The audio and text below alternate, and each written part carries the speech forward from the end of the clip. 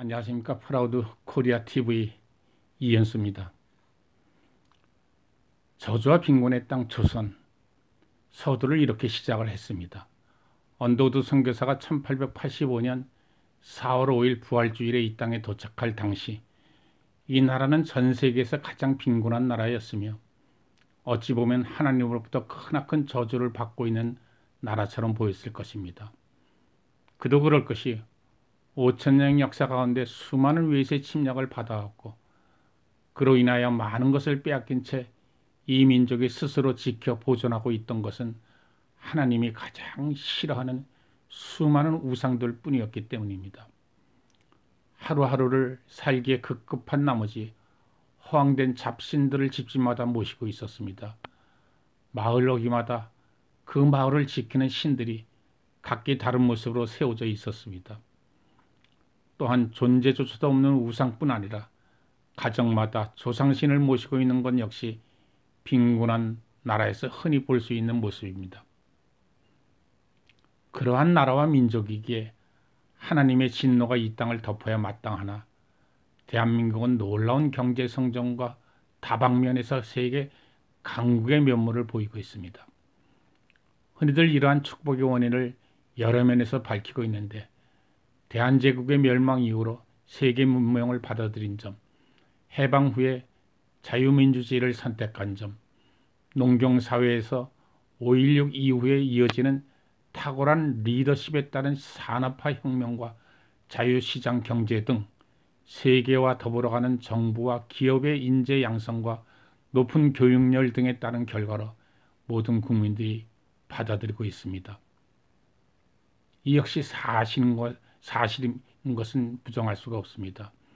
그러나 결단코 간과해서는 안 될 아주 중요한 사실들을 잊고 있습니다. 그것은 종교의 자유가 보장되므로 특정 종교의 성과를 돋보이게 하는 사실을 의식적으로 밝히기를 꺼리거나 이 사실을 거부하는 대다수의 비기독교인들의 몰예가 원인일 수 있습니다. 어둠이 가득한 이 민족, 양반 사회의 소수를 빼고 대다수의 평민들이 남 놓고 기억자도 모르는 높은 문명일, 노력보다는 굿, 고사, 점쟁이 등과 여러 모양의 우상에 빠졌으며 더욱이 불교의 미신화로 부족이 상류사회마저 오염시켰고 아무리 노력해도 성공할 수 없는 유교 사상에 빠진 양반 상민 제도가 이 민족의 역사였고 현실이었습니다. 그러한 이 나라의 대전환기가 다가왔습니다.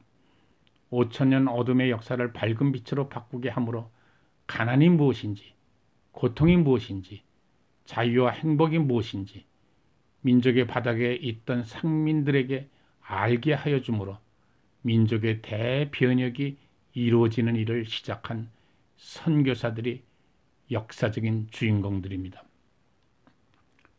이 땅에 문명이 들어오기 전 대원군의 쇄국 정치로 외국과의 모든 통로가 막혀 있을 때 그들은 들어왔습니다. 혹은 모진 고문 끝에 순교를 하였고 혹은 추방을 당하기도 하였습니다. 아무리 변장을 하여도 너무나 다른 인종이었기에 그들의 어려움은 이 시대의 선교사들과는 비교가 되지 않았을 것입니다. 그들은 학문을 가지고 왔으며 문명을 가지고 왔습니다. 농업기술을 비롯한 세계 문명과 기술을 가지고 왔습니다. 수많은 고아들을 돌보았고 학교와 병원을 세우고 놀라운 의술로 병자들을 치료했습니다. 이 헌신이 바탕이 되어 숨어서 성경을 배우기 위해 한글을 배우면서 눈이 뜨이기 시작했습니다. 기도를 하면서 평안을 느끼게 되므로 무엇이 고통인지도 모르던 이 민족에게 참 자유와 평강이 무엇인지 가르쳐 주었습니다. 대부분의 평민 사회를 눈뜨게 하면서 평민과 양반의 벽이 허물어지는 역할을 하기도 했습니다. 교육이 희망이라는 사실을 알게 되었고 평민 중에서 열심히 공부함으로 의사와 교사와 목사와 과학자들이 세워졌습니다. 교육을 통하여 생소한 학문이었던 물리, 화학, 세계사, 수학, 영어, 지리학, 생물학 등 고등학문의 시대가 열리기 시작했습니다. 오랜 세월이 지난 후 이 나라의 자유민주주의와 산업화와 국제화와 시장경제를 통한 수출 등으로 부강한 나라가 되기까지 선교사들을 통한 교육과 문명이 바탕에 깔려 있었기에 급속한 변화에 적응할 수 있는 저력을 발휘할 수 있었던 것입니다. 거기에 하나님의 전지전능하심을 믿음으로 믿고 기도만 하면 못 이룰 것이 없음을 알게 되었고, 예수님의 십자가의 희생을 믿음으로써 이웃사랑, 섬김과 베품, 합력하여 선을 이루는 진리를 깨닫게 되면서 그 깨달음의 발로가 새마을운동으로, 산업화로, 중화학, 건설 등으로 최첨단인 반도체와 자동차, 철광업과 조선산업으로 이어져 부국강병의 나라가 되었음을 결코 잊어서는 안 될 것입니다.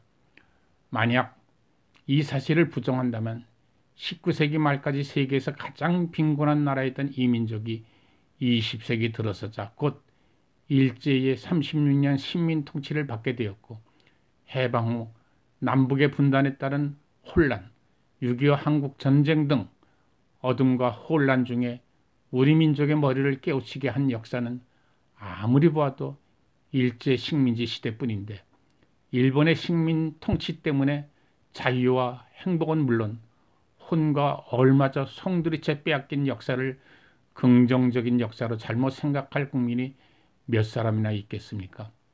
결론은 아무리 생각해보고 또 생각해보아도 하나님께서 이 민족을 들어 쓰시고자 하시는 뜻하심을 부정할 수 없을 것입니다.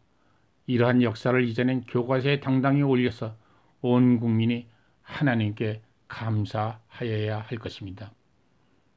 오늘도 여기까지 하겠습니다. 다음 시간에는 또한 선교를 통한 축복의 시작, 그리고 또다시 이어진 시련 등등 그런 말씀을 나누도록 하겠습니다. 감사합니다.